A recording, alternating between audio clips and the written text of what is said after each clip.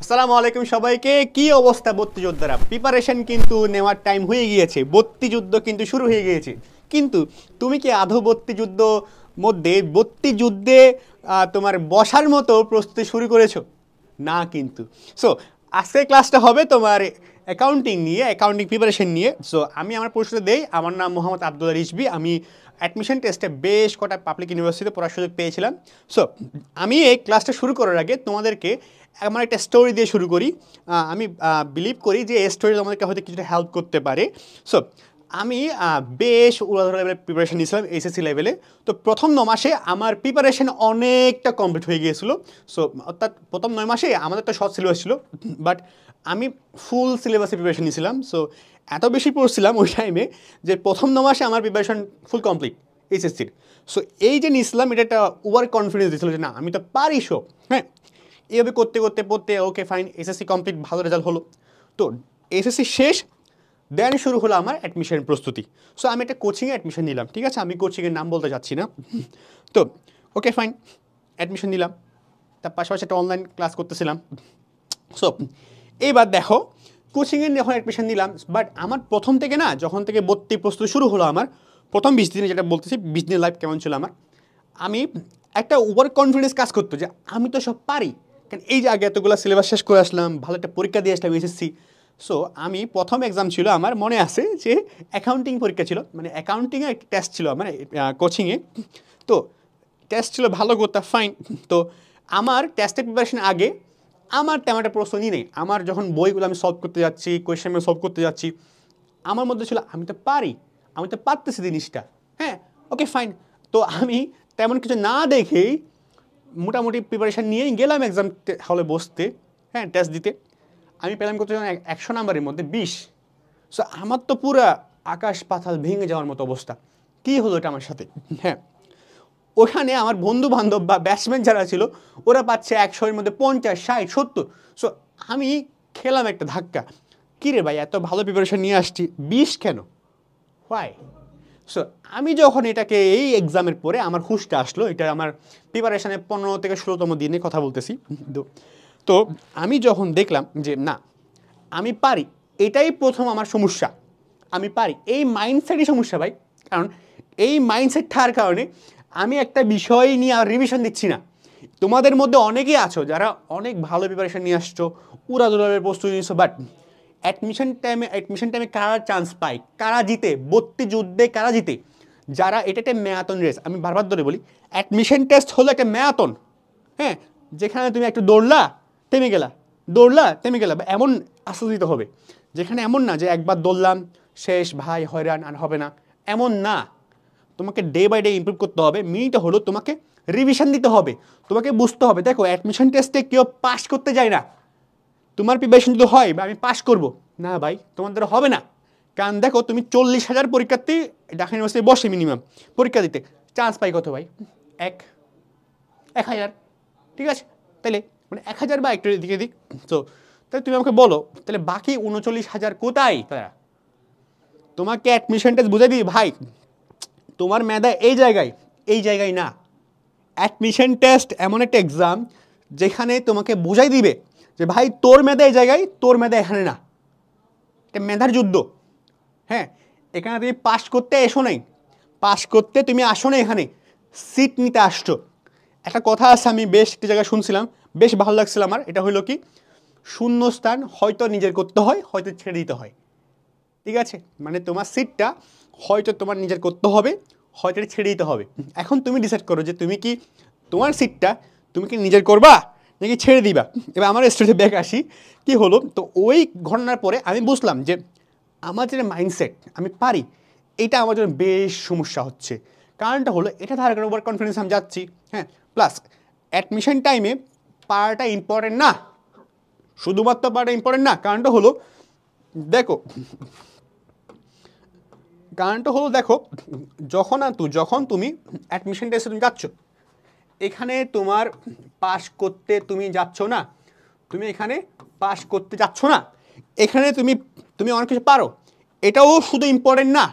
তোমার জানা লাগবে তোমার কোনগুলা, একটা চ্যাপ্টারের মধ্যে যদি 10টা তথ্য থাকে, 10টা তোমার দরকার নাই, তোমার বোঝা লাগবে না 10টার মধ্যে তোমার 5টা দরকার, ওই 5টা তোমার শিখতে হবে এবং ওটা ইফেক্টিভলি শিখতে হবে, টাইম এফিশিয়েন্টলি শিখতে হবে।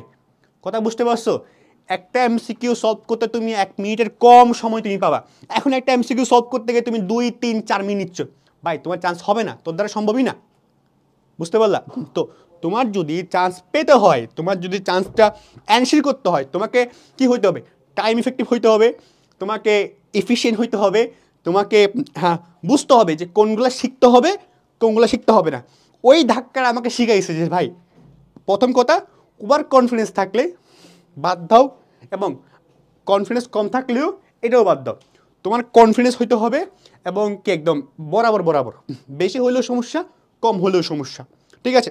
আবার ওকে, সো আমি যেটা বুঝলাম যে ওই অ্যাক্সিডেন্টের পরে বা ওই ইনসিডেন্টের পরে, আমি অ্যাক্সিডেন্টে বলি ইনসিডেন্টে বলি, কারণ ওইটার পরে আমার যেটা হলো যে আমি বুঝলাম যে না, আমার প্রবলেম এটা, আমার প্রবলেম এটা কি আমার প্রবলেম ছিল ওভার কনফিডেন্স, আমার প্রবলেম ছিল আমি কম টাইমে বেশি আনসার করতে পারতেছি না, কারণ আমার স্ট্র্যাটেজি, আমার যেটা পড়াশোনার স্ট্রাকচার ছিল ওটা বেশ সমস্যা ছিল। হ্যাঁ, তো ওটা আমাকে শেখাইছে যে না, এটা প্রবলেম এবং আমি করতাম কি, এক অধ্যায়ে যা আছে সব পড়তাম।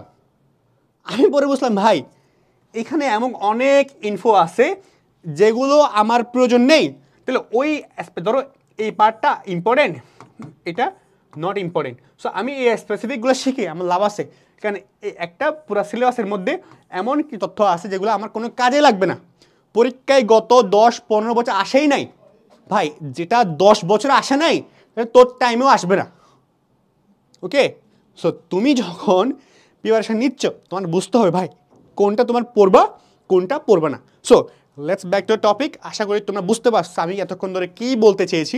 So let's back to topic, যে আমরা এই ক্লাসটাতে অ্যাকাউন্টিং যে শিখতেছি, অ্যাকাউন্টিংয়ের স্পেসিফিক কিছু ইনফো শিখবো, যেগুলো শিখলেই তোমার নাম্বার এখান থেকে মিনিমাম, দেখো কী কী শিখতেছি আমরা এখান থেকে তোমার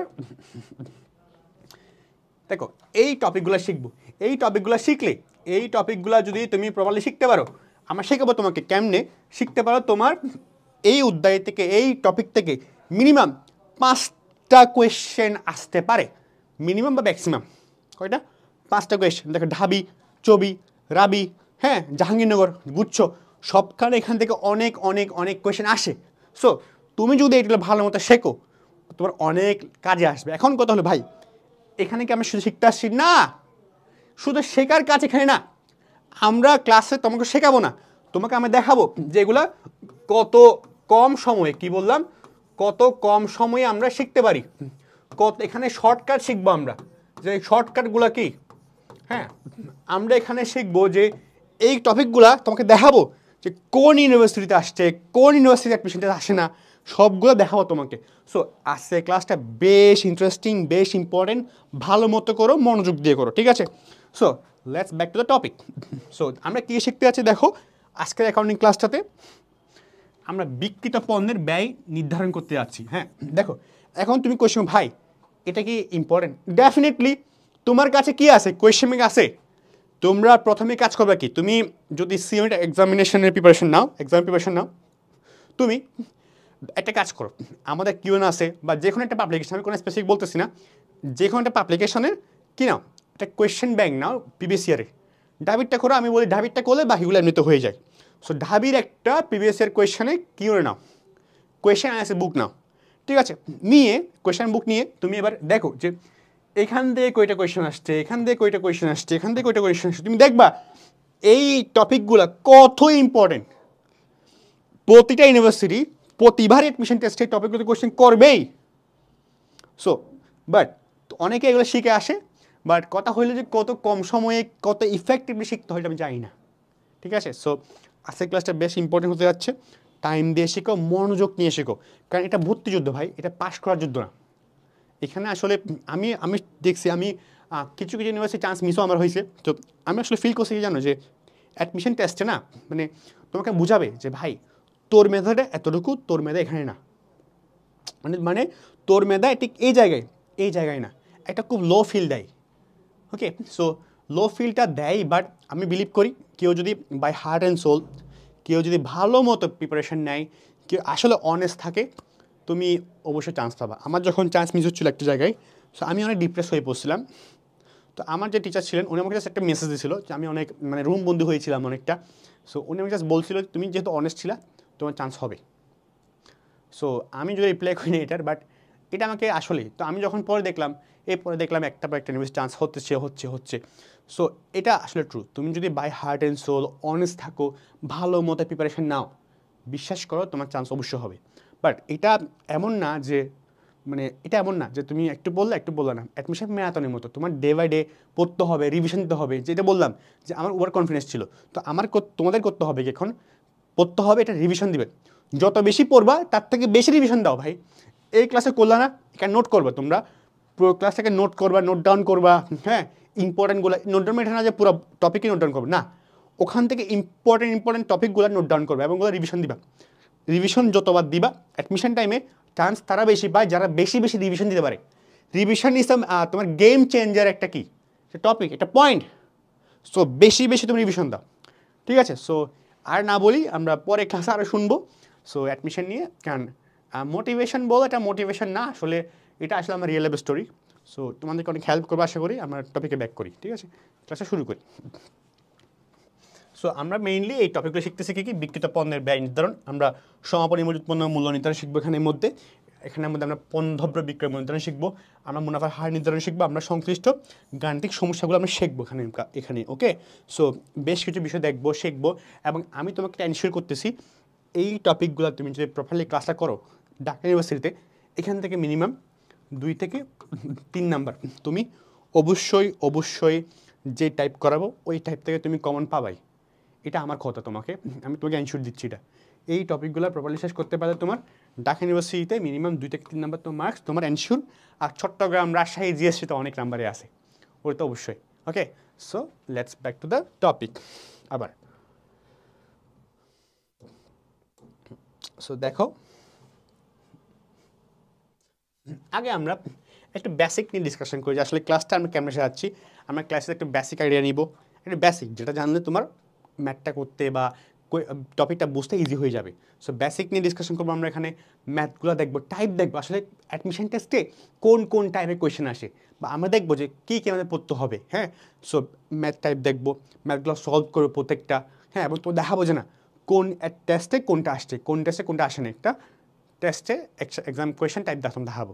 ওকে, সো এবং প্র্যাকটিস করবো বেশি করে। সো লেটস আবার শুরু করি। ওকে, সো প্রথমে দেখো যে পণ্য ক্রয় বিক্রয় সংক্রান্ত হিসাব নিকাশ কি, পণ্য ক্রয় বিক্রয় সংক্রান্ত হিসাব নিকাশ টপিকটার নাম। সো দেখো, একটু বেসিক নিয়ে কথা বলে, একটু বেসিক নিয়ে বোঝার চেষ্টা করি। দেখো, যে সকল ব্যবসায়ী প্রতিষ্ঠান পণ্যদ্রব্য ক্রয় বিক্রয়ের মাধ্যমে আয় অর্জন করে, এখন কেবল ভাই অনেকে কোয়েশ্চেনের মধ্যে আয় না বলে রাজস্ব বলতে পারে, দুটো কিন্তু সেম ওয়ার্ড। হ্যাঁ, কনফিউজ হওয়া যাবে না, খুব সিলি। দেখো, এগুলো সিলি বিষয়, খুব ইজি বিষয়, বাট এক্সাম হলে অনেক প্রেশার থাকে। হ্যাঁ, আমি এটা ফিল করছি, আমি বসছি বলতেছি অনেক প্রেশার থাকে। অনেক সময় আমরা একটা ছোটো বিষয়ে কি কনফিউজ হয়ে যায়। সো একটু খেয়াল করো, যখন তুমি শিখতেছো একটা ভালো শিখো না, যখন তুমি শিখতেছো একটু টাইম নিয়ে শিখো, একটু ইফোর্ট দাও। হ্যাঁ, সমস্যা কি, তুমি টাইম দিচ্ছ, ভালো মতোই দাও। ওকে, সো আয় এবং রাজস্ব দুটাই সেম ওয়ার্ড, ঠিক আছে? অর্জন করে উক্ত ব্যবসায়ী প্রতিষ্ঠানকে ক্রয় বিক্রয়কারী ব্যবসা প্রতিষ্ঠান বলে। কি বললাম, যেই ব্যবসা প্রতিষ্ঠানগুলা তোমার শুধুমাত্র ক্রয় বিক্রয়ের মাধ্যমে কোনো কিছু সেল করে বা কোনো কিছু পারচেজ করে ক্রয় বিক্রয়ের মাধ্যমে কী করে যে আয়টা অর্জন করে, সে আয়টাকে আমরা কি বলি, ক্রয় বিক্রয়কারী ব্যবসা প্রতিষ্ঠান বলি। এখন দেখো, ক্রয় বিক্রয়কারী ব্যবসা প্রতিষ্ঠানের আয়ের কি, এই যে আয় আছে, আয়ের প্রাথমিক উৎস কি? প্রাথমিক উৎস হলো তোমার কি পণ্যদ্রব্য। কি দেখো, প্রাথমিক উৎস তোমার কি? প্রাথমিক উৎস হলো তোমার পণ্য বিক্রয়। কি তোমার পণ্য বিক্রয়। হ্যাঁ, তারপর আমরা বলতে পারি, দেখো একটা মিনিট,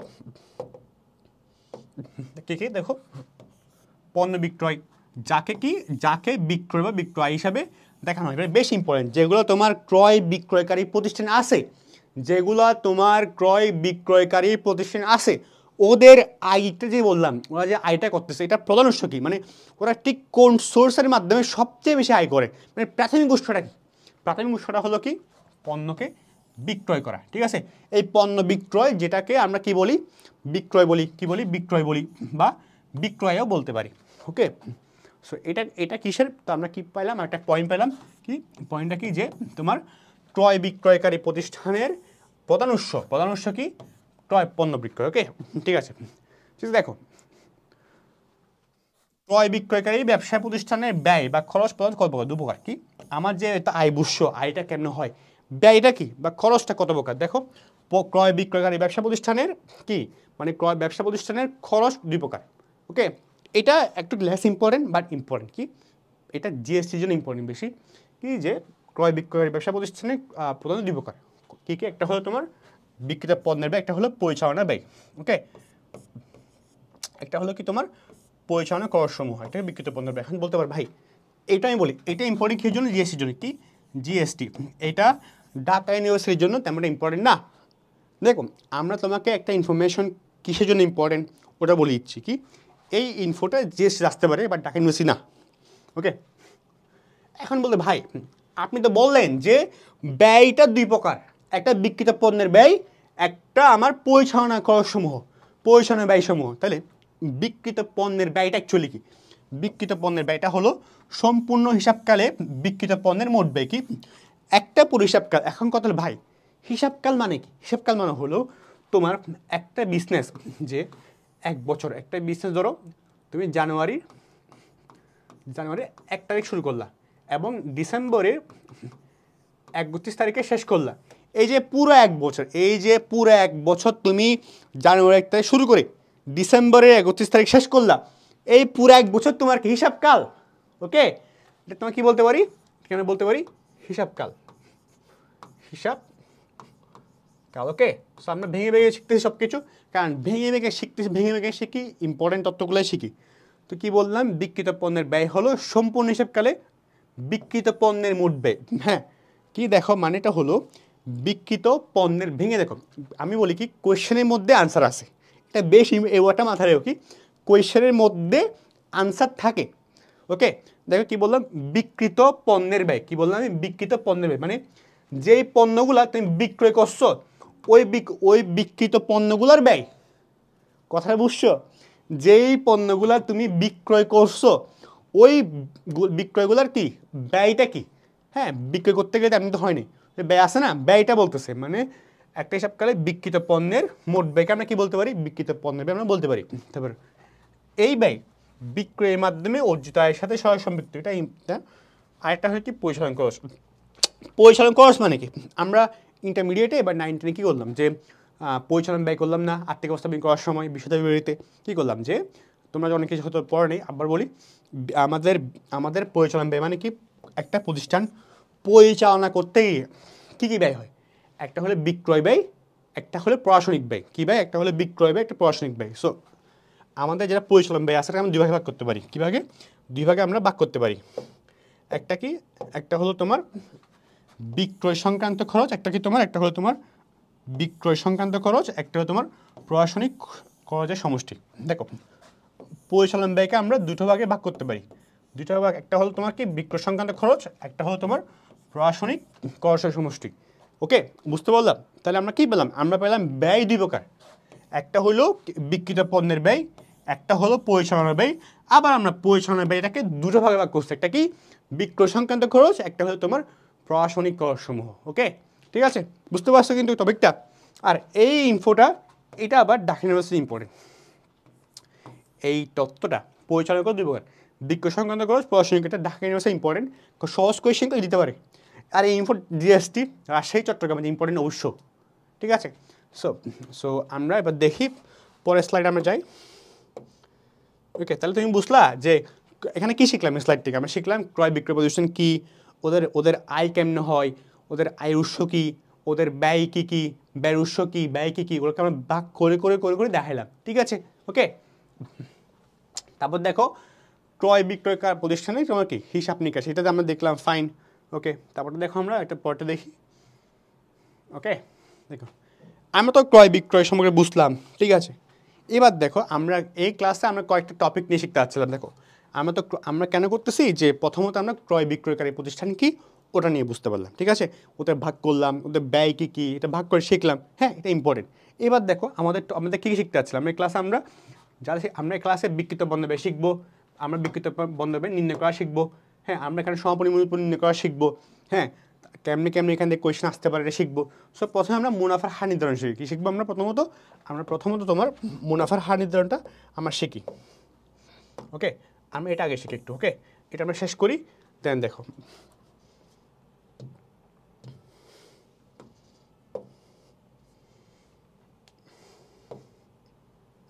দেখো এখানে একটু বিষয় খেয়াল করো, যখন আমি বলতেছি আমি তোমাদেরকে মুনাফার হার নির্ণয়টা দেখাচ্ছি, হ্যাঁ দেখো মুনাফার হার নির্ণয় যখন বলতেছি মানে কি, মুনাফার হার মানে কি, প্রথম কথা হইলো তোমার যেটা মানে এটা ক্রয় মূল্যের উপরও হতে পারে, বিক্রয় মূল্য হতে পারে। মুনাফার হার এক কথায় এই ক্লাসে আমরা প্রথম যেটা হলো আমরা মুনাফার হার নির্ণয়টা আমরা শিখবো, ঠিক আছে। এখন কথা হলো ভাই হার নির্ণয় কি শর্টকাট টেকনিক আছে, এগুলো হলো শর্টকাট টেকনিক, ঠিক আছে। কত হলে কত হয়, কত হলে কত হয়, আমরা শর্টকাট শিখবো না, আমি আগে কোনো শর্টকাট দিব না, আমি আগে তোমার একটা পুরো বেসিক আইডিয়া দিব। কারণ তোমরা অনেকে আসো যে কোর্সটা কিনছো, তো তোমরা অনেকে আসো যে হয়তো একটু ফাঁকিবাজি করছো, বাট সুন্দর মতো নতুন করে একদম প্রিপারেশন শুরু করতে পারছো। সো ক্লাসটা সবার জন্য, যারা একদম প্রথম থেকেই কি শিখবা ওদের জন্য, তারপর ক্লাসটা যারা একটা অ্যাডভান্সড ওদের জন্য। এক কথায় তোমরা প্রত্যেকেই এই ক্লাসটা করলে বেনিফিট হবা। ওকে, এবং যারা ভালো শিখছো ফাইন, তোমার রিভিশন হয়ে গেল। রিভিশন তো ইম্পর্টেন্ট, তাই না? সো দুটো পার্টির জন্য এটা বেশ ইম্পর্টেন্ট। সো প্রথম আমরা শর্টকাট না দেখাই, আমি একটু বেসিক ডিসকাশন করি। কারণ হয় কি যে আমার একটু বলি, একটা ম্যাথ আমি আমার ঢাবিতে নাম্বার ছিল এমসিকিউতে 43 প্রবলি। সো সো একটা ম্যাথ আমি পারতেছিলাম না অ্যাকাউন্টিংয়ে, আমি একদম শুরু থেকে ভেঙে সো এটা প্রথম আইডিয়া থেকে ভেঙে করছি, দেন আনসার বের করছি। সো ওটা আমাকে অনেক হেল্প করছে। আমি তো ভাবছিলাম আচ্ছা আমি যদি বেসিক নলেজ না রাখতাম তাহলে কি আমি ওই এক্সাম হলে বসেই তো ফার্স্টলি ভেঙে করতে পারতাম না। সো আগে তোমার বেসিক নলেজ থাকা লাগবে, দেন তুমি শর্টকাটে যাবা। হুট করে শর্টকাট না।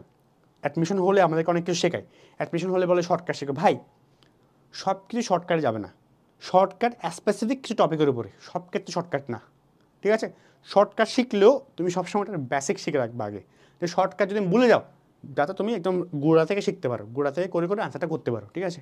সো আমরা একটা বেসিক একটা আইডিয়া দেখি। হ্যাঁ দেখো একটা বিষয় করো, আমরা কি জানি, আমরা জানি ক্রয় মূল্য, আমরা কি জানি, আমরা জানি ক্রয় মূল্য, ক্রয় মূল্য প্লাস এটা হলো বেসিক সূত্র। যে তোমরা ধরো তুমি একটা বিজনেস করলা, ওটা ধরো আমি তোমাকে বলি যে এটা হলো বিক্রয় মূল্য, এটা একটা বেসিক সূত্র আমরা সবাই জানি। এটা বাচ্চা থেকে নিয়ে একদম তোমরা সবাই কিন্তু এটা বুঝো কি, ক্রয় মূল্যের সাথে মুনাফা যোগ করলে কি পাই, বিক্রয় মূল্য পাই। মানে হলো ধরো আমার কাছে একটা মোবাইল আছে, রাইট। তো আমার মোবাইলটা ধরো এটাই বললাম, ধরো এই প্যান্টটা, এই প্যান্টটা আমি ক্রয় করছিলাম 5 টাকা দিয়ে, কয় টাকা দিয়ে, 5 টাকা দিয়ে। এখন আমি এটা বিক্রয় করার সময় আরও 2 টাকা বৃদ্ধি করে দিলাম। সো ধরো আমি এটা ক্রয় করছিলাম কয় টাকা দিয়ে, 5 টাকা দিয়ে। হ্যাঁ, কয় টাকা দিয়ে আমি ক্রয় করছিলাম, 5 টাকা দিয়ে আমি ক্রয় করছিলাম, ঠিক আছে, 5 টাকা। তারপর আমি বলছি না বিক্রি করার সময় এটা থেকে 2 টাকা লাভ করবো, কয় টাকা লাভ করবো, 2 টাকা লাভ করবো, মুনাফা 2 টাকা, লাভ মানে কি মুনাফা। হ্যাঁ, তাহলে আমি যখন 5 টাকাটা ক্রয় মূল্য ছিল, আমি বিক্রি করার সময় 2 টাকা লাভ করবো বলতেছি, তাহলে আমি যখন সেল করতেছি আমার সেল প্রাইস কত, 60 টাকা। বুঝতে পারলা কেমনে? আমরা কি পেলাম তাহলে, ক্রয় মূল্যের সঙ্গে যখন আমি মুনাফা যোগ করতেছি তাহলে যা পাই তা আমার বিক্রয় মূল্য। ওকে, কি আবার বলি, ক্রয় মূল্যের সাথে আমি যখন মুনাফাটা যোগ করি যা পাই আমার তাকে বিক্রয় মূল্য। ইজি না? কোডিং কিছু কিন্তু না। ওকে, এই সূত্র তাই তোমাকে, এটাই হলো বেসিক সূত্র যেটা তোমাকে মুনাফার হার নির্ণয় করতে সবচেয়ে বেশি হেল্প করবে। মানে এই সূত্র দিয়ে মুনাফার হারের যত ম্যাথ থাকবে থাকুক পারবা, চোখ বন্ধ করেই পারবা। ওকে, সো আমি কি বললাম, ক্রয় মূল্য যোগ মুনাফা সমান বিক্রয় মূল্য। ওকে, বুঝতে পারলা? Okay fine. এবার আমরা একটা ম্যাথ দেখি, শর্টকাট পরে দেখবো, একটা ম্যাথ আগে দেখি দেন শর্টকাটে যাবো, ঠিক আছে। আগে থেকে যে শর্টকাট দেই তাহলে তুমি, আমি না দেখতে পছন্দ করি, আগে বেসিক দিব তাই শর্টকাট দিব, ঠিক আছে। ধরো একটা কোয়েশ্চেন তোমাদেরকে দেখাই আমি,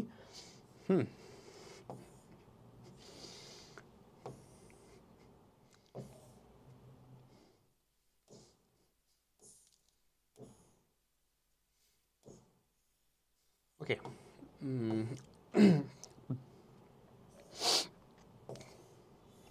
এখানে আছে, সরি, এখানে দেখো। আচ্ছা, এখান থেকে দেখাই। দেখো এটা কোয়েশ্চেন, দেখো তুমি কোয়েশ্চেনটা কি তোমার, এটা খেয়াল করো। ক্রয় মূল্যের উপরে, এটা একটু খেয়াল করো। ধরো তোমার ক্রয় মূল্যের উপরে মুনাফার হার যদি 25% হয়, বিক্রয় মূল্যের উপরে কত? তোমার কোয়েশ্চেনটা হলো কি? দেখো কোয়েশ্চেনটা হলো তোমার, এগুলো অনেকবার ঢাবিতে আসছে, অনেকবার। কারণ এই মুনাফার হার সত্যটা, এই মুনাফার হার নির্ণয়ের পার্টটা ডিউর জন্য সবচেয়ে বেশি ইম্পর্টেন্ট, সিইউর জন্য ইম্পর্টেন্ট, রাজশাহীর জন্য ইম্পর্টেন্ট, হ্যাঁ, জিএসটির জন্য ইম্পর্টেন্ট, আর জাহাঙ্গীরনগর তো আছেই। মানে এটা ডিইউ বলো, সিইউ বলো, রাজশাহী বলো, জিএসটি বলো, জাহাঙ্গীরনগর বলো, যেখানে পরীক্ষা দিবে দাও, এই মুনাফার হার তোমার শিখতেই হবে। এটা ছাড়া কিন্তু কোনো উপায় নাই। সো আমরা কি বেসিক ফান্ডামেন্টাল সূত্র বললাম, ক্রয় মূল্য যোগ মুনাফা সমান বিক্রয় মূল্য। ওকে, সো তোমরাই দেখো প্রথম কোয়েশ্চেনটা কি, ধরো ক্রয় মূল্যের উপর মুনাফার হার যদি 25% হয়, বিক্রয় মূল্যের উপর মুনাফার হার কত পার্সেন্ট? আনসার দেখো না, আনসারটা শর্টকাট, এটা দেখো না, এই 20% বের করে দেখাবো এখন। কেমন দেখো, কি বললাম, ক্রয় মূল্যের উপরে মুনাফার হার 25% হলে বিক্রয় মূল্যের উপর কত? ঠিক আছে, মানে আমি কি বলতে পারি, আমি বলতে পারি তোমার, আমার ক্রয় মূল্য কত, আমার ধরো আমি একটা অ্যাজাম্পশন, তুমি একটা অ্যাজাম্পশন করবা।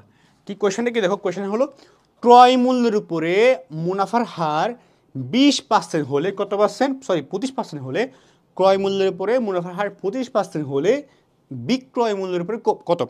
এটা কনফিউজ লাগতে পারে, বাট অনেক ইজি। একটু দেখো, তুমি একটা এক্সাম করো, কি প্রথম কথাটা কি, ক্রয় মূল্যের উপরে মুনাফার হার 25%। সো আমাকে কি ক্রয় মূল্য কোয়েশ্চেন দিছে, দেয় নাই, তো তুমি একটা কাজ করো, তোমার মতো একটা এক্সাম করো, একটা টাকা এক্সাম করো, 100 টাকা, ইজি। হ্যাঁ, 100 টাকা দিয়ে যা হিসাব করো করতে ইজি হয়, ঠিক আছে। তুমি একটা হিসাব করলে 100 টাকা, কি ক্রয় মূল্যের সঙ্গে কত টাকা, 100 টাকা, ঠিক আছে, 100 টাকা। তারপরে তাহলে এবার বললো কি, ক্রয় মূল্যের উপরে মুনাফার হার 25%, কত পার্সেন্ট, 25%। মানে আমার ক্রয় মূল্য যত টাকা, 100 টাকা না, এটার উপরে 25% কাউন্ট করতে বলতেছে। তাহলে মুনাফা কত হবে, ভালো মতো দেখো, তাইলে তো মুনাফা কত, ক্রয় মূল্যের উপরে 25% বলছে, কি বলছে দেখো, ক্রয় মূল্য বা ক্রয় মূল্যের উপরে মুনাফার হার কত আছে, 25%। তাহলে ক্রয় মূল্য 25% মানে কত, 100 এর 25% কত?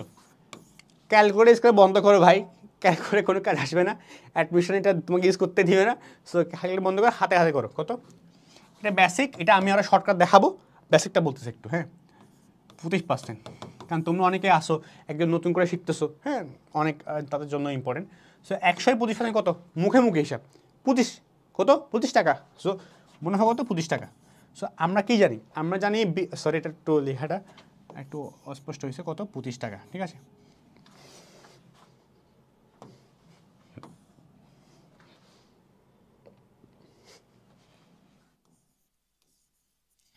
তাহলে আমরা কি জানি, ক্রয় মূল্য যোগ মুনাফা সমান কি, বিক্রয় মূল্য।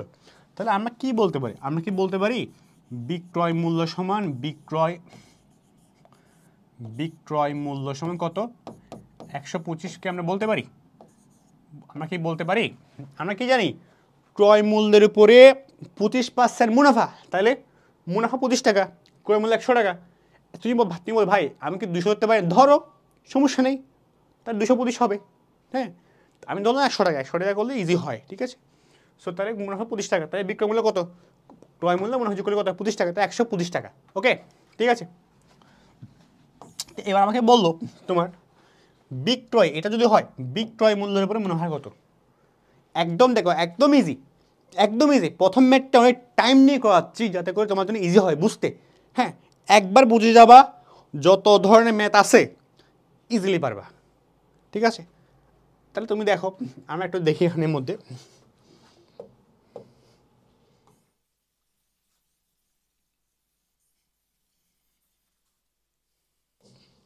তাহলে কি দেখো, তাহলে আমাকে কি বলছে, কি যদি ক্রয় মূল্যের উপরে মুনাফা 25% হয়, বিক্রয় মূল্যের উপরে মুনাফা কত, ইন্টারেস্টিং না? বিক্রয় মূল্যের উপরে মুনাফা কত? সূত্র সিম্পল। যদি তোমাকে বলে বিক্রয়ের উপরে মুনাফা দেখাও, কিসের উপরে? বিক্রয়ের উপরে। ওকে, তাহলে নিচে থাকবে কি? নিচে থাকবে বিক্রয় মূল্য। নিচে থাকবে কি? বিক্রয় মূল্য। বিক্রয়ের উপরে বলছে। আচ্ছা, আমি আরো ইজিলি দেখাই, আরো ইজিলি তোমাকে বোঝাই। কি বললো আমাদের? কি বললো? বিক্রয়ের উপরে মুনাফার হার। কিসের উপরে? বিক্রয়ের উপরে, মানে কি? বিক্রয় নিচে।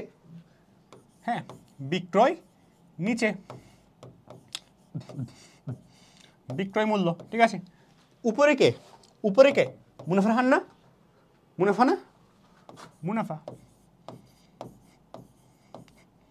হার বলছে না? হার মানে 100। ঠিক আছে, তাহলে তুমি দেখো, তাহলে তুমি বলো, একটু এখানে লিখি আমরা। আমার একটা খেয়াল করো, কি বলছে?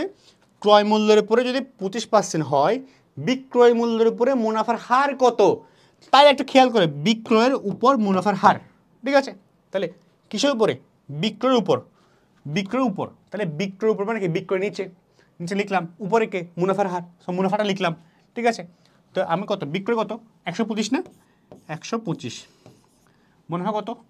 25। কত? 100। কত হয় না? কত? 1/5। কত হয়? 1/5 মাল্টিপল 100, 20। কত হয় আনসার? কত হয়েছে আনসার? 20। কঠিন কিছু? কঠিন কিছু না কিনা বলো? প্রথম স্টেপ কি? প্রথম স্টেপ হলো এটা অ্যাজাম করা। এটা তোমার কি বেসিকটা? কি বেসিকটা হলো প্রথম স্টেপ। কি প্রথম স্টেপ হলো তোমার এটাকে অ্যাজাম করা। কি করা? এটাকে তোমার অ্যাজাম করা। হ্যাঁ, আমরা একটু টাইম নিয়ে করাচ্ছি এটা, যাতে করে একটা মেথড করে সবগুলা কমপ্লিট হয়ে যায়। ওকে, প্রথম স্টেপ কি? ক্রয় মূল্যকে অ্যাজাম করা। হ্যাঁ, যেটা মনে হয়, যেটা কোয়েশ্চেনে বলছে 25%, 25% বের করা। 25% বলো, 20% বলো, 10% যা বলছে তার পার্সেন্ট বের করে লিখা। আরেকটা হলো কি? বিক্রয় মূল্য। তাই যোগ করলে বিক্রয় মূল্য চলে আসতেছে। একটা বিষয় খেয়াল করো, তুমি যদি ক্রয় মূল্য 100 রাখো, এবার 20% বলো 20 টাকা, 25% বলে 25 টাকা, 10% বলো 10 টাকা মুনাফা। হ্যাঁ, যত পার্সেন্ট বলো তত টাকা লিখে দিবা, শেষ। ঠিক আছে, তো বিক্রয় মূল্য লিখলে কত? 125। হ্যাঁ, তারপর আমরা কি বললো? কোয়েশ্চেন কি? কোয়েশ্চেন হলো বিক্রয়ের উপরে মুনাফার হার, মানে বিক্রয় নিচে। এটা 2 নম্বরের স্টেপ। সূত্র রাখি, এটা তো আমি দেখাচ্ছি জাস্ট, তুমি তো এত করবে না। তুমি জাস্ট কাজ কি? অ্যাজাম করবা, সূত্র টাকা লিখবা, শেষ। মাইন্ড ক্যালকুলেশন হয়ে গেল। বোঝার জন্য বলতেছি, বিক্রয় মূল্য নিচে, উপরে মুনাফা আছে, শেষ। ওকে, থার্ড স্টেপ কি? টাকাটা লিখবা। টাকাটা লিখছি। ওকে, ঠিক আছে, টাকাটা লেখার পরে কি কি হয়েছে? যোগ বিয়োগ করে কত আসছে? 20%। কেমনে যোগ বিয়োগ করছি দেখো, আমরা 25 না কাটছি, কত হয়? 25কে 125 কাছে কত হয় তোমার? 5। 4 25 100, 5 25 125। এটা তো ইজি, এটা তার কোডিং কিছু না। হ্যাঁ, নামাতা আমরা 9 10 বাচ্চাকাল থেকে শিখে আসতেছি এটা। 25। এখন তুমি যে ভাই আমি নামাতা পারি না, ভাই তোর দ্বারা চান্স হবে না, অনেস্টলি। এখন তোমাকে অনেক বড় ভাইয়ারা বলতে পারে, ভাইয়া নামাতে পারো না, সমস্যা নাই, তুমি যোগ বিয়োগ পারো না, সমস্যা নাই, তোমার চান্স হবে। ভাই আমি এত মোটিভেশন দিব না, কারণ আমার কথা হলো ভাই তোমাকে আমি মোটিভেশন দিব যখন তুমি এসএসসিতে কী করতেছো, প্রিপারেশন নিচ্ছ। অ্যাডমিশন টাইমে তুমি যদি যোগ বিয়োগ করতে না পারো, তুমি যদি নামাতা শিখতে না পারো, তাহলে তো অনেক সমস্যা না? হ্যাঁ, তখন একটা ওয়ে আছে চান্স পাওয়ার। কি তোমার থেকে তখন অ্যাকাউন্টিং বাদ দিয়ে যেগুলো ম্যানেজমেন্ট, ফাইন্যান্স, হ্যাঁ, বা মার্কেটিং, বা তোমার বাংলা ইংরেজি, যেগুলো তখন নাম্বার তুলতে হবে। দাবিটা এখনই কত? 12 নাম্বার। ঠিক আছে, 12 থেকে তুমি 5 পাইলা। আচ্ছা, তুমি আর বাকি নাম্বার কেমন কভার করবা? বাকি নাম্বার তোমার তো ওগুলোতে টপ নোটস নাম্বার আনতে হবে। নোটস নাম্বার আনলেই তখন তুমি ভালো করতে পারবা। ঠিক আছে, বাট আমি বিলিভ করি ভাই, জানো, যোগ বিয়োগ তোমার যাতে ভুল না হয়, মাইন্ড ক্যালকুলেশন। কারণ তোমাকে তো পরীক্ষায় ইভেন ক্যালকুলেটার ইউজ করতে দিবে না। সো সেই কারণে যদি তুমি যোগ বিয়োগ করতে না পারো, 100 সঙ্গে 25 যোগ করলে 125, এটা যদি না পারো, তো তোমার চান্স হবে। তুমি চিন্তা করো, রিয়েলিস্টিক চিন্তা ভাবনা করো। আমি চাইলে তোমাকে মোটিভেশন দিতে পারি, আমি বলতে পারি যে হ্যাঁ তোমার হবে, তুমি এটা করো, এটা করো। না ভাই, তোমার পারতে হবে এটা। 100 সঙ্গে 25 যোগ করলে যে 125 হয়, এটা বুঝতে হবে। এটা ইজি ক্যালকুলেশন। ঠিক আছে, আমি মোটিভেশন দিচ্ছি না মোটেও, কারণ আমি বলি তুমি রিয়েলিটিতে আসো। ওসব মোটিভেশন দিয়ে ওসব গ্রুপ সাবজেক্ট লাভার হয়ে কোনো লাভ নাই, সিট লাভার হও। ওকে, তারপর তুমি দেখো আমরা, ওকে ফাইন, তারপর আমরা কি করলাম? ফোর্থ স্টেজে গিয়ে আমরা 5কে 100 দিয়ে ভাগ করলাম, কত হয়? 20%। কত? 20%। ঠিক আছে, ফাইন, আনসার চলে আসলো। সো এইভাবেই কিন্তু 20% আসছে। ঠিক আছে, কথা বুঝলা? এটা কিন্তু কঠিন কিছু? 3টে স্টেপে ম্যাথ শেষ। সো এই ওয়েটা যদি তুমি বুঝো প্রপারলি, তোমার প্রপারলি নাম্বার পাওয়া কোনো ব্যাপারই না। ওকে, সো ট্রাই করো এইটা, এত বেশি প্র্যাকটিস করো এটা যাতে মাথায় গেঁথে যায়। এটা মোটেও বড় ল্যান্দি কোনো প্রসেস না, এটা হইলো একটা মানে কি শর্টকাট টেকনিক কাইন্ড অফ। হ্যাঁ, তুমি চাইলে মুখস্থ করতে পারো, কারণ আমার কথা হলে ভাই অ্যাডমিশন টাইমে এমনি মুখস্থ করি, কটা তুমি মুখস্থ করতে পারবা, কটা পারবা আমার বলো? অনেকেই আসো তোমরা মুখস্থ করতে ভালো না, সো তুমি কটা ইনফরমেশন তুমি মুখস্থ করে রাখতে পারবা। সো তুমি যখন, আমি তোমাকে গ্যারান্টি আমি দিচ্ছি, এই প্রসেস তুমি যদি 10 থেকে 15টা ম্যাথ এই প্রসেসে করতে পারো, প্র্যাকটিস করতে পারো, এই ম্যাথ সলভ করা কোনো ব্যাপারই না। বিলিভ মি ভাই, কোনো ব্যাপারই না। আমি চান্স পাইছি না, আমার তো মুখস্থ বিদ্যা নাই ভাই, খুব কম। তা আমি এত কম মুখস্থ বিদ্যার আমি চান্স পাইছি, এমন বলতেছি না যে আমি অনেক আহামরি কিছু একটা, না আমি আহামরি কিছু না, বাট অ্যাটলিস্ট চান্স তো পাইছি। ওকে, একটা মোটামুটি অনেক পাবলিক বা সিরিজে চান্স পাইছি। তো হাউ এই ওয়েতে অ্যাপ্লাই করে সব কিছু মুখস্থ করা যায় না। আমি চাইলে তোমাকে প্রথমে শর্টকাট পড়াতে পারতাম, বলতে পারতাম হ্যাঁ এটা মুখস্থ করো, এটা পড়ো। কী দরকার ভাই, তুমি এই কোর্সে টাকা দিয়ে কিনছো, তোমার রাইট আছে, এবং তোমার এটা তুমি আমার একটা দায় আছে, আমার প্রতি আমার একটা দায় আছে তোমার। ওকে, সো আমার উচিত তোমাকে প্রপারটা দেওয়া। আর রিয়েলিটি আসো, অ্যাডমিশন টেস্টে পাস করতে আসেন। দেখো আমি একটা কথা বারবার ধরে বলতেছি, তুমি এখানে পাস করতে আসো না, এখানে চান্স পেতে আসছো।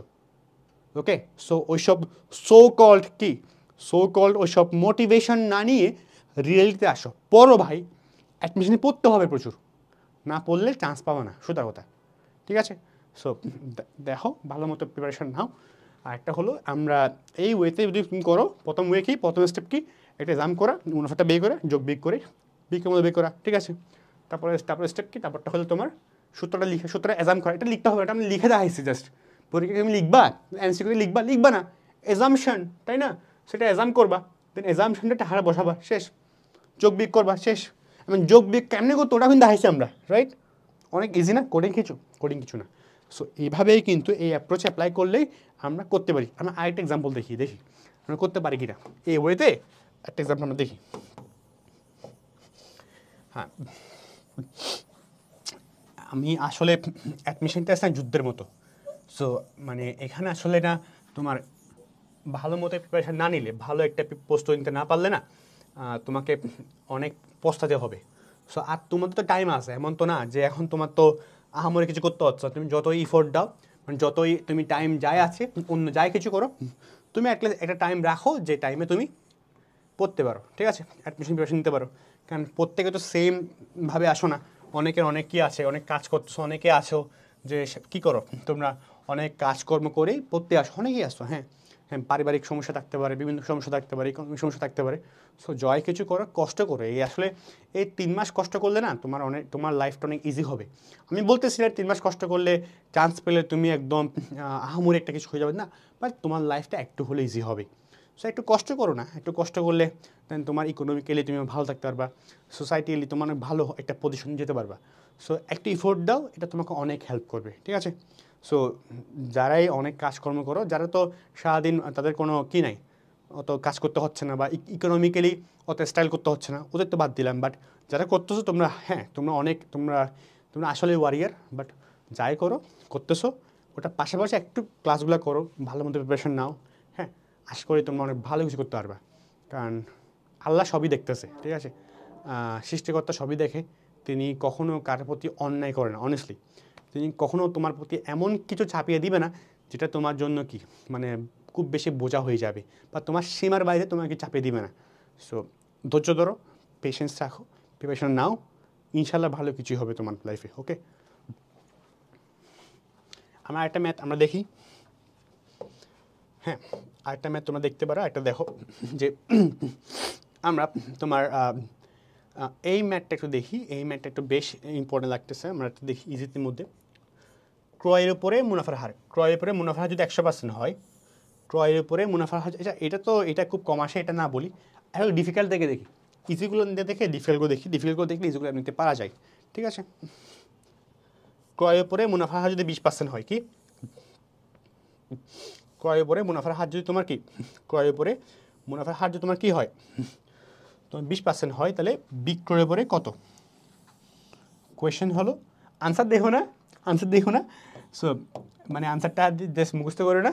দেখো তুমি ক্রয়ের উপরে মুনাফার হার যদি 20% হয়, কি ক্রয়ের উপর মুনাফার হার যদি 20% হয়, বিক্রয়ের উপর কত? সিম্পল না? আমরা কি জানি? আমরা জানি ভাই মুনাফার কত 20%, মানে মাইন্ড ক্যালকুলেশন করো। মাইন্ড ক্যালকুলেশন কি জানি? ক্রয় মূল্য ধরবো কত? 100 সবসময়, ঠিক আছে? মাইন্ড ক্যালকুলেশন ক্রয় মূল্য কত? 100। 1 মিনিটের মধ্যে করতেছি, 1 মিনিটে যে কম সময় করতেছি, তাহলে 100, তাহলে মুনাফা কত? 20%, তাহলে কত হয়? 20% মানে কত? 20। তো 100 সঙ্গে 20 কত হয়? দেখো আমি একটা বলি, ক্রয় কত? 100, মুনাফা কত? 20। যেহেতু 20% বলছে, তাহলে বিক্রয় মূল্য কত? 120। ইজি না? কোডিং কিছু মাইন্ড ক্যালকুলেশন। কারণ আমি বলি কি যে অ্যাডমিশনে বেশি মাইন্ড ক্যালকুলেশন করতে অনেক ইফেক্টিভ, কারণ তোমাকে ক্যালকুলেট করতে দিচ্ছে না। সো মাইন্ড ক্যালকুলেশনটাই সবচেয়ে বেশি গুরুত্বপূর্ণ এখানের মধ্যে। সো আমরা কী পেলাম? বিক্রয় মূল্য 120 টাকা। হ্যাঁ, সো আমরা কী বলছি? আমাদের বলছে বিক্রয়ের উপরে মুনাফা হার কত? কী বললাম? বিক্রয়ের উপরে মুনাফা কত? তাহলে বিক্রয়ের উপরে মানে কি বিক্রয় নিচে কত? 120। কী বলতে করতে বলছে? মুনাফার হার, তো মুনাফা কত? 20। 20টা লিখলাম। তাহলে দেখো 20কে 120 দিয়ে ভাগ করলে কত হয়? কত হয় তোমরাই বলো? 1/, কত হয়? 1/6। কেমনে? 5 20 100, 6 20 120। এখন তুমি বলো ভাই আমি এটাও করতে পারি না, আরও ভেঙে দিচ্ছি, আরও ভেঙে দেখো কত? 20 120, ঠিক আছে? 0 কেটে দাও, কত হয়? 2 12। এখন 2কে 12 দিয়ে ভাগ করতে পারবে না। এটাও যদি কোডিং হয় তাহলে আমার তো আসলে কিছু করার নেই। কারণটা হলো কি, এটা আরও ইজি। তুমি বলো যে ভাই আমি 12কে 2 দিয়ে ভাগ করতে জানি না, তাহলে তোমার থেকে আগে 12 দিয়ে 2 ভাগটা শেখা দরকার, রাইট? কারণ তুমি যদি 12কে 2 দিয়ে ভাগ করতে না পারো, হ্যাঁ, তাহলে তো লাইক তুমি তো অনেক পিছিয়ে যাবে। কারণ আমি বারবার ধরে বলি অ্যাডমিশন টেস্ট নট ফর তোমার পাশের জন্য না, চান্স পাওয়ার জন্য। এখানে সবাই যুদ্ধ করতে আসছে। হ্যাঁ, যুদ্ধ করতে আসলে যুদ্ধের কিছু হাতিয়ার তোমার আগে থাকতে হবে। ওকে ওকে ফাইন। তাও তোমরা যদি বলো যে না আমার একটা হার্ট হচ্ছে, হ্যাঁ, আমাদের একটা ফাউন্ডেশন কোর্স আছে, এটা এসএসসি একাডেমিক অ্যাডমিশন। কারণ অনেকে আছো হয়তো অনেক খারাপ প্রিপারেশন নিয়ে আসতেছো বা অনেক কিছু বুঝো না, তোমরা ওই ফাউন্ডেশন ক্লাসগুলো করে আসতে পারো ওই কোর্সটাতে। সো বাট আমি এটা রিফার করি না কখনো অ্যাডমিশন ক্লাস করতে আসতে পারে নাকি। তোমার অ্যাটলিস্ট 12কে মানে 2 দিয়ে ভাগ করলে কত হয় এটা তো জানানো উচিত। কারণ তুমি 1 থেকে 10 পর্যন্ত পড়ে আসছো না, অ্যাটলিস্ট 10টা বছর পরেও তুমি যদি 12কে 2 দিয়ে ভাগ করতে না পারো, আসলে এটা আমি specialise. Okay, so I hope, আমি বিশ্বাস করি তোমরা যারা ক্লাসটা করতেছো তোমরা অ্যাটলিস্ট ভাগ করতে হয়, ভাগটা করতে পারো, রাইট? ওকে, তো 12কে যদি ভাগ করলে কত হয়? 1, নিচে কত হয়? 6, 1/6। তো 1/6 100 কত হয়? কত হয় তোমার? কত তুমি বলো? 100কে 6 দিয়ে ভাগ করলে কত হয়? 16.67। 16.67 এগুলো 100কে ভাগ করলে হয়। 100কে তুমি ভাগ করে দেখো, ভাগ করে তুমি দেখো। এখন তুমি বলো 100কে আমি 6 দিয়ে ভাগ করতে পারি না, তাই একটা সমস্যা। ওকে, সো ভাগ করে দেখো, আই হোপ তুমি পারবা, ঠিক আছে? সো দেখো 6 7 আসছে। সো এটা করতে গিয়ে বেশি টাইম লাগছে না, আসলে সবগুলো মাইন্ড ক্যালকুলেশন। তুমি যদি এই প্রসেসটা একবার মাথায় আনতে পারো, ঠিক মতো মাথায় রাখতে পারো, এটা অনেক ইজি হবে ম্যাথটা সলভ করতে, ঠিক আছে? সো এভাবেই তুমি চাইলে করতে পারো। তুমি এটা প্র্যাকটিস করো। এই ক্রয় মূল্যের উপরে 100% হলে কত হয়? 50%। এবার তোমার 50% বললে কত হয়?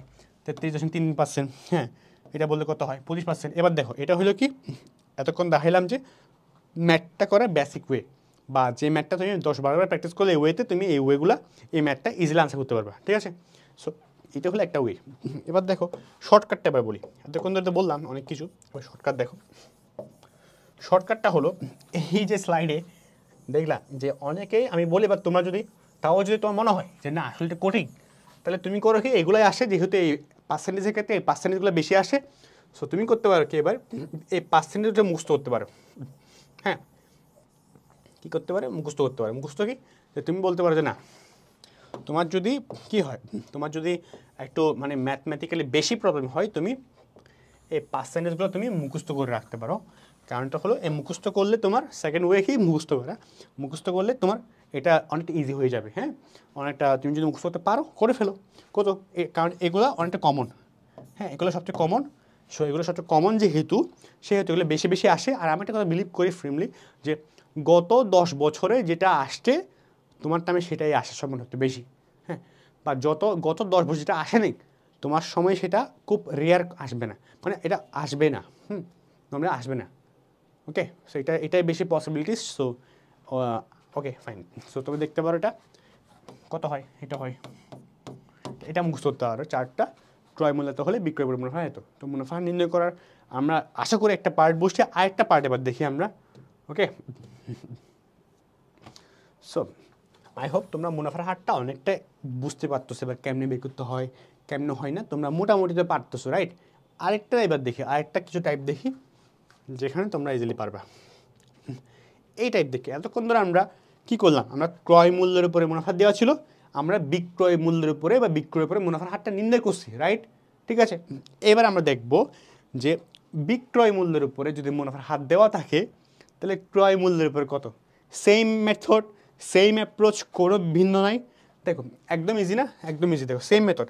আমি একটা কথা বিলিভ রাখি আসলে, যে আমাদের প্রেজেন্ট টাইমে হয় কি, যে আমি দেখছি এটা, যে অনেকে আছে এখানে যারা তোমাকে 100টা ম্যাথের জন্য 30, 40 বা 50 বা 100টা, মানে 100টা না বলি 10টা ম্যাথের জন্য 10টা টেকনিক দেখাবে।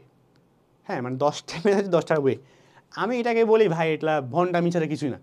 কারণটা হলো, sorry for using this word, but আমি বিলিভ করি ভাই 10টা ম্যাথের জন্য তুমি খুব বেশি হলে 5টা মেথড শিখো। যে 5টা মেথড শিখে তুমি 10টা ম্যাথ করতে পারো। তোমার যদি প্রত্যেকটা শর্টকাট মানে তাহলে তার শর্টকাটে কথা হলো না। তুমি যদি 10টা ম্যাথ 10টা শর্টকাট শিখো ভাই, তোমার পুরো অ্যাকাউন্টিংয়ে মানে 100 টাইপসের ম্যাথ আছে। এখন তুমি 100 টাইপসের ম্যাথ কি টাইপকে শর্টকাট বুঝতে পারবা? পসিবল? শর্টকাট শিখবা পরীক্ষা হলে গিয়ে তুমি, পরীক্ষা যখন দিবা শুধু অ্যাকাউন্টিং দিবা না, তুমি একসাথে অ্যাকাউন্টিং, ফাইন্যান্স, ম্যানেজমেন্ট, মার্কেটিং, ইংরেজি, বাংলা সবগুলা মাথায় নিয়ে বসতেছো 1 ঘন্টার এক্সামে, তখন আওলায় যাবা। ঠিক আছে, সো শর্টকাট শিখবা কম, আইডিয়া রাখবা বেশি, বেসিক আইডিয়া বেশি রাখবা। আর হ্যাঁ, শর্টকাট শেখা লাগবে, বাট স্পেসিফিক্যালি যেই শর্টকাট শিখলে যেগুলো সবচেয়ে ইম্পর্টেন্ট ম্যাথ বা একটু কঠিন ম্যাথ, ওই কঠিন ম্যাথটা যাতে আমরা শর্টকাটে ইজি করতে পারি। যেটা এটাই, বা শর্টকাট ডাজন্ট মিন যে তুমি ইজি ম্যাথকেও শর্টকাট দিয়ে শিখবে ভাই। ইজি ম্যাথ তুমি শর্টকাট দিয়ে শিখো, তাহলে আর শর্টকাটের ভ্যালুটা কই ভাই?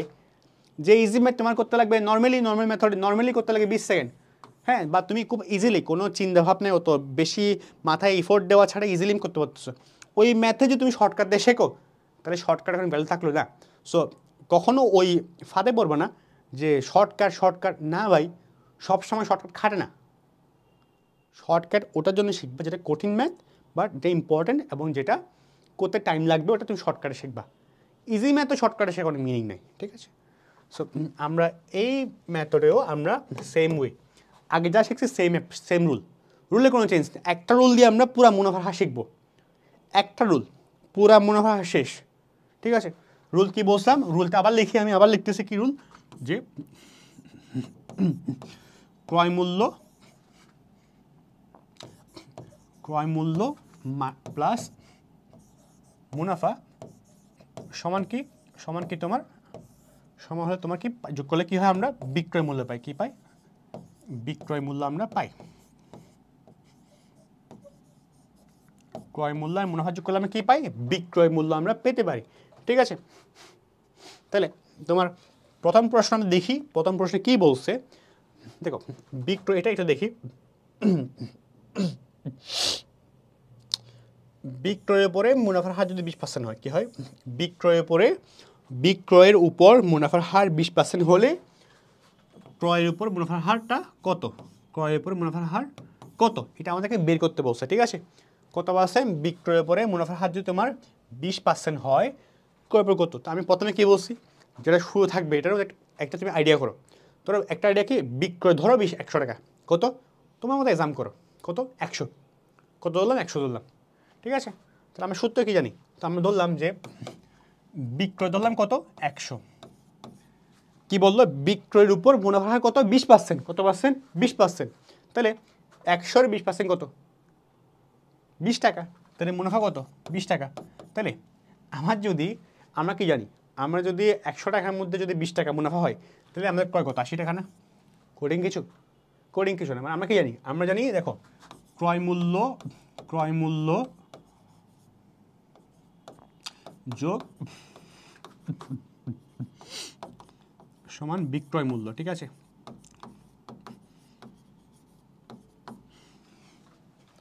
আমরা কি জানি, আমরা জানি তোমার ক্রয় মূল্য যোগ মুনাফা। ক্রয় মূল্য যোগ মুনাফা করলে যা পাই তা আমার কি, তা আমার বিক্রয় মূল্য ভাই। সো আমাকে বলতেছে বিক্রয় মূল্যের উপরে যদি 20% মুনাফা হয়, 20% মুনাফা হয়, তাইলে আমার ক্রয় মূল্যের উপরে কত। তাহলে আমার প্রথমে অ্যাপ্রোচ কি, সূত্র সেম আগেরটাই, ক্রয় মূল্য যোগ মুনাফা সমান বিক্রয় মূল্য। ঠিক আছে, ফাইন। তাহলে আমি ধরলাম বিক্রয় মূল্য 100, হ্যাঁ আমার অ্যাসাম্পশন, হ্যাঁ 100। তাহলে 100 আগে দেখো বিক্রয় মূল্য বের করতাম, আর এখন আমরা বিক্রয় মূল্যের উপরে কাউন্ট করতেছি। তাহলে 100 20% মুনাফা, তাহলে মুনাফা কত হয়, কত হয় 20, কত হয় 20%, 100% ধরলাম, 100 20% 20, তো মুনাফা লিখলাম 20। তাহলে আমি যখন জানি 100 আমার মিলাতে হবে, তাহলে আমার 100 যদি মিলাতে হয়, সমান 100 মিলাতে হয়, আমার আছে 20, তাহলে কত ঘাটতি আছে, কত কম আছে, 80 কম আছে। তাহলে ক্রয় মূল্য কত, 80, কত 80।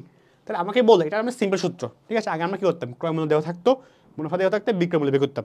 আর এখানে বিক্রয় মূল্য দেওয়া আছে, ক্রয় মূল্য মুনাফা দেওয়া আছে, ক্রয় মূল্য বের করতে হবে, বের করছি 80। খুবই সিম্পল না, কঠিন কিছু? এটা আমাকে বলো কঠিন কিছু? কঠিন কিছু কিন্তু না।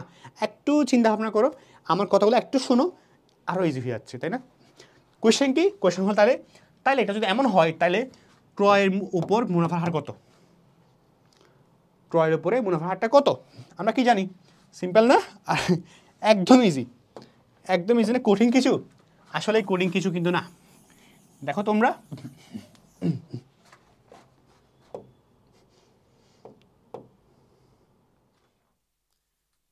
দেখো তাইলে তোমরা একটা খেয়াল করো, আমরা কি বলছি, আমরা বলছি ক্রয়ের উপরে মুনাফা হার, মানে ক্রয়ের উপরে, মানে ক্রয়টা নিচে না, নিচে ক্রয়, ক্রয় কত 80, উপরে কি মুনাফার হার, মানে উপরে কি মুনাফা, উপরে কি আছে, উপরে কি আছে মুনাফা। সো কত 20, 20 হার বলছে না, হার বললে কত 100। তাহলে আমরা কি জানি, ভাগ করলে কত হয় 4। ঠিক আছে, 4কে 100 দিয়ে ভাগ করলে কত হয়, কত হয় তোমরা বলো, 25। সো 25%। কঠিন কিছু? আনসার দেখো এবার।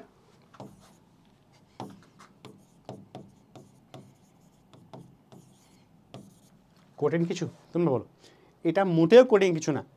সিম্পলি হইলো যে একটা অ্যাপ্রোচ, একটা মেথড অ্যাপ্লাই করে আমরা পুরো ম্যাথটাই করছি। জাস্ট একটা ছিল মুদ্রার এপিট, একটা ছিল মুদ্রার এপাট। বাট মুদ্রাটা আমরা মেনলি মুদ্রাটা এপিট এপিট যাই থাকবো, তুমি তাকে বুঝাইছি যে না আসলে মেথডটা কি, কেমনে করতে হয়। তুমি যখন বুঝে গেছো কেমনে করতে হয়, ওই একটাই মেথড, একটা মেথডে যায় এবার যাই ম্যাথ দিবে দেখ পারবা। আমাদের টেকনিক একটাই, এটাই টেকনিক আমাদের, আর কিছুই না। এই একটা সূত্র দিয়ে আমরা পুরা মুনাফার হার নির্ণয় শিখে ফেলছি, তাই না? এবার কোয়েশ্চেন করলে পারবা? তাহলে তুমি এবার দেখো, এবার তুমি, আমরা যদি একটা বের করতে পারছি, এবার তুমি এটা বের করবা, এটা এগুলো করো প্রত্যেকটা ম্যাথ। দেখো আমরা এখানে প্রত্যেকটা ম্যাথ তোমাকে ভেঙে ভেঙে দেখাইছি। এবার তুমি যদি ভাইবা এটা অনেক কঠিন, তাহলে তুমি মুখস্থ করতে হবে। কারণ এখন তুমি ভাই এটা কোয়েশ্চেনে আসলে তুমি করতে পারো কি যে এগুলো কোয়েশ্চেনে আসে, মানে এই পার্সেন্টগুলো বেশি আসে, তো তোমরা এই পার্সেন্টগুলো কী করতে পারো, একটু মাথায় রাখতে পারো। ঠিক আছে, এটা হলে এটা হবে, এটা হলে এটা হবে, এটা হবে, এটা হবে, এটা হবে, এগুলো একটু মাথায় রাখতে পারো। ঠিক আছে, বাট তুমি যদি আমি যে অ্যাপ্রোচ তোমাকে দেখাইছি ওই অ্যাপ্রোচে এই টাইপগুলো না একটু বাসায় প্র্যাকটিস করো। মানে এই অ্যাপ্রোচে যদি 5, 6, 7, 8টা ম্যাথ তুমি ম্যাক্সিমাম 8 বা 10টা ম্যাথ তুমি প্র্যাকটিস করতে পারো, তোমার এই ম্যাথটা এই টাইপটা মাথায় এমনভাবে চলে আসবে, তুমি খুব ইজিলি না এগুলো সলভ করতে পারবে। একদম মাইন্ড ক্যালকুলেশন অনেক ইজি হয়ে যাবে। লাইক এই ম্যাথটা সলভ করতে তোমার 30 সেকেন্ড লাগবে না, অনেস্টলি বলতেছি। প্র্যাকটিস করে দেখো বাসায়। কারণ আমি একটা বলি, কোর্সটা কিনছো, ক্লাস করতে ডাজন্ট মিন যে ক্লাস করছে শেষ, পড়ালেখা শেষ, ঘুরে এবার মোবাইল ইউজ করি না। ক্লাস করছো, আইডিয়া নিয়েছো, এবার বাসায় প্র্যাকটিস করো। বাসায় যদি না পড়ো, পৃথিবীতে কোনো কোচিং বলো, অনলাইন বলো অফলাইন বলো, তোমাকে যদি বলে শুধু ক্লাস করো তোমার চান্স হয়ে যাবে, ও ভণ্ডামি করে ভাই, তোমার চান্স হবে না। আমি লিখে দিব এটা, তোমার চান্স কখনো হবে ঢাবিতে। ঠিক আছে, তোমার চান্স পাইতে হলে তোমার ক্লাস করছো ঠিক আছে, আইডিয়া নিয়েছো ঠিক আছে, ঠিক আছে তুমি শিখলা, বাট তুমি যদি এই শেখাগুলো বাসায় রিভিশন না দাও, প্র্যাকটিস না করো, হ্যাঁ তোমার চান্স হবে না। ঠিক আছে, কারণ সবাই তো আর এক্সট্রা অর্ডিনারি না। ওকে, সো বাসায় প্র্যাকটিস করো এগুলো, তাহলে অবশ্য তোমার ভালো একটা রেজাল্ট তুমি আনতে পারবা। ওকে, সো আমরা শিখলাম আমাদের যে কয়েকটা মেথড ছিল, যে আমাদের কী ছিল, আমাদের কয়েকটা ওয়ে ছিল, কয়েকটা মেথডের মধ্যে আমরা কী শিখলাম। এখন আমরা কীভাবে তোমার মুনাফার হার নির্ধারণ করতে হয় ওটা আমরা শিখে গেছি, তাই না?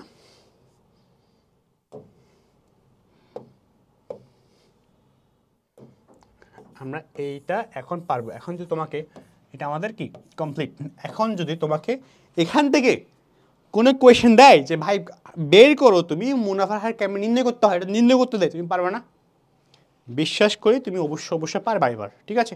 সো এটা কঠিন কিছু কিন্তু না। মেইনলি নির্ধারণ করে সব কিছু ডিপেন্ড করে তুমি কতটা ইফোর্ট দিচ্ছ, কতটা তুমি অনেস্ট আছো, কতটা তুমি সিনসিয়ার তোমার চান্স পাওয়ার ক্ষেত্রে। বারবার ধরে বলতেছি ভাই, দুইটা ওই কথা, একটা হলো এখানে পাস করতে আসলে চান্স পেতে আসছো, সো বেসিক আর শর্টকাট দুটো দেখাইছি, দুটো ইম্পর্টেন্ট। আরেকটা হলো আর সিট পাওয়ার ক্ষেত্রে শূন্যস্থান, মানে এই সিটটা হয়তো তোমার নিজের করতে হবে, হয়তো তোমার ছেড়ে দিতে হবে। কারণ তুমি ডিসাইড করো সিট কি তুমি নিবা নাকি আরেকজনকে দিয়ে দিবা। সো ডিসাইড ইট, ঠিক আছে? সো ফাইন, এবার তো আমরা মোটামুটি মুনাফা কেমন নির্ধারণ করতে হয় ওটা আমরা শিখছি, ঠিক আছে? সো এইবার আমরা একটা বিষয় খেয়াল করো তোমরা, ওটা একটা ভালো আইডিয়া হলো আশা করি আমাদের। ওকে, সো তারপর তোমরা একটু দেখো যে মৌলিক যে সূত্রগুলো ছিল, এখানে কিছু মৌলিক সূত্র আছে, মৌলিক সূত্র যেগুলো বললাম এগুলো তোমরা একটু কি বাসায় প্র্যাকটিস করো। কি এগুলো তো আমরা দেখাইছি কেন সলভ করতে হয়, তুমি ভেঙে দেখাইছি, বাট ভেঙে দেখালো এখানে শিখলো, তুমি যেটা শিখছো দেখাইছি ওটা আবার বাসায় করো। তো শিখলা, শুনলা, দেখলা না, সেমটা রিভিশন করো। কারণ তোমার অ্যাডমিশন চান্স পাওয়ার ক্ষেত্রে যতটা না তোমার পড়া ইম্পর্টেন্ট, যতটা তোমার দেখা ইম্পর্টেন্ট, বোঝা ইম্পর্টেন্ট, শেখা ইম্পর্টেন্ট, তার চেয়ে বেশি ইম্পর্টেন্ট তোমার রিভিশন দেওয়া। রিভিশনই অ্যাকচুয়ালি মানে ডিসাইড করে দেয় যে কে চান্স পাচ্ছে কে চান্স পাচ্ছে, এটা ট্রু। রিভিশন ইম্পর্টেন্ট, বেশি বেশি রিভিশন দাও, ইনশাল্লাহ ভালো কিছু অবশ্য হবে, ঠিক আছে? সো তারপর দেখো তোমরা এগুলো দেখবা, ফাইন, আমরা তো ম্যাথটা সলভ করছি। সো এবার দেখো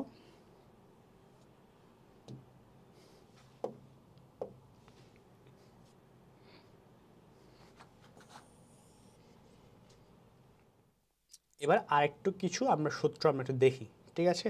একটু সূত্র আমরা দেখি, সূত্রগুলো একটু দেখি, ক্লাসের শেষের দিকে সূত্রগুলো একটু ইম্পর্টেন্ট। সো সূত্রগুলো কি দেখো, আচ্ছা অনেকক্ষণ ধরে ক্লাস করতেছো, অনেকে মনোযোগ খুঁজে ইতিমধ্যে চলে যাচ্ছে বা যাবে, কাজ করো, এই যে রেকর্ড ক্লাস তোমরা করবা কি যে 30 মিনিটস বা 40 মিনিটস 30 মিনিটস ক্লাস করবা, 5 মিনিটস ব্রেক, আবার 30 মিনিটস ক্লাস, আবার 5 মিনিটস ব্রেক, এভাবে করলে মনোযোগ অনেক ভালো ধরে রাখা যায়, ঠিক আছে? কারণ তুমি ক্লাস করলা, হ্যাঁ ভাই করলাম, বাট তুমি ক্লাসটাই করলা, ক্লাসের মধ্যে যেটা শেখাচ্ছে এগুলো তোমার মাথায় নেই, তাহলে ক্লাসের কোনো ভ্যালু নেই আর। সো চেষ্টা করো যত বেশি সংখ্যক, যত বেশি পারো তুমি মনোযোগটা ধরে রাখতে, এটা বেশ ইম্পর্টেন্ট, ঠিক আছে? সো আমরা এবার কিছু তো আমরা তো শিখলাম, হ্যাঁ, কেন মুনাফার হার নির্ধারণ করতে হয়, ঠিক আছে? সেবার আমরা আরও কিছু সূত্র আমরা শিখবো, ঠিক আছে? দেখো,